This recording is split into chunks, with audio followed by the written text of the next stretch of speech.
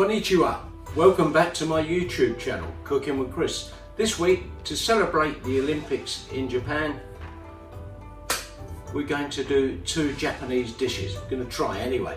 We're going to use the TM6 and we're going to make a chicken katsu curry and also a miso soup. This machine obviously does all the hard work. You can do it the traditional way, and we've listed all the ingredients, the preparation and the method to do it otherwise in the bio. Anyway, please watch along and hopefully we'll get this right, and I'll see you in a moment. Back soon. Okay, here we go. The first thing is to put 10 grams of oil in the bowl. I'm using rapeseed oil for this recipe. I'm using rapeseed oil as it's a much lighter oil than olive oil. You can use vegetable oil or sunflower oil if you prefer.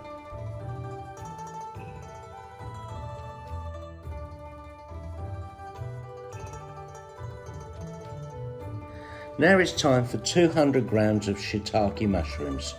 I will turn this on to the reverse stirring speed for 5 minutes at 120 degrees to sauté them.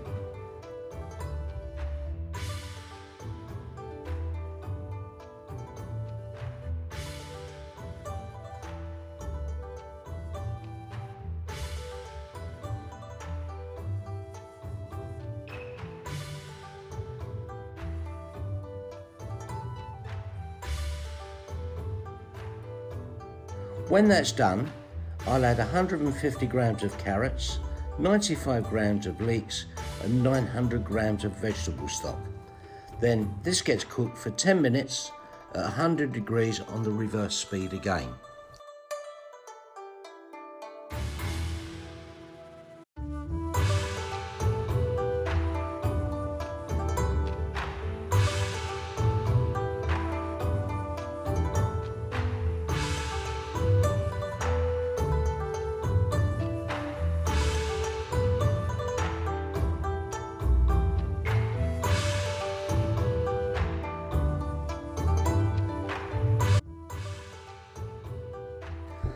Now place a bowl on top of the TM6 and weigh in 40 grams of miso paste and 80 grams of water. Give this a good stir and add it into the bowl. And lastly, add in the tofu. And when this is cooked, you can serve this with some spring onions on top. Now it's time to cook the chicken katsu curry. First of all, preheat the oven to 200 degrees Celsius. Okay. First thing we're going to do is put the oil and the garlic cloves in a mixing bowl and chop these for 3 seconds at speed 5.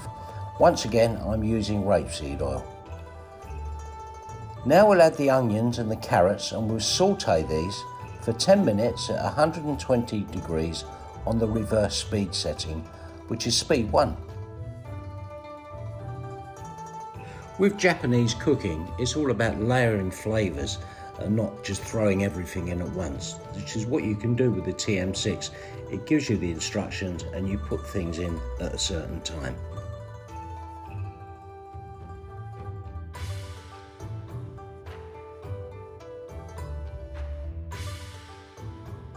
You can see here the high temperatures that the TM6 gets to before adding the next ingredients.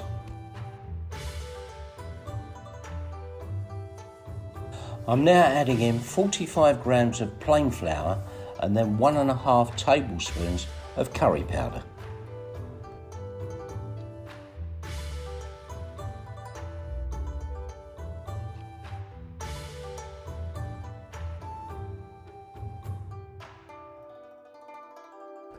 What I'm going to do now is add the stock, the sugar, the soy sauce, make sure it's Japanese soy sauce, some garam masala and a bay leaf, and then with a simmering basket instead of the measuring cup on the lid, we'll cook this for 15 minutes on the Varoma setting on speed 1 on the reverse speed again. Now dip the chicken breasts in the seasoned flour, the whisked egg and the panko breadcrumbs and then put it in the oven. This goes in the oven for half an hour. Hello, welcome back. Right, I finished that one. It was quite a task, but made easy with a TM6. And we've served it up in what I hope is a traditional Japanese style. We've got chopsticks, we've even got some sake, so I'll have a little drop of that in a while. And we've got our beautiful miso soup and our chicken katsu curry. Hope you enjoyed watching this. Don't forget, please like and subscribe, and I'll see you next week with another video. Kempe.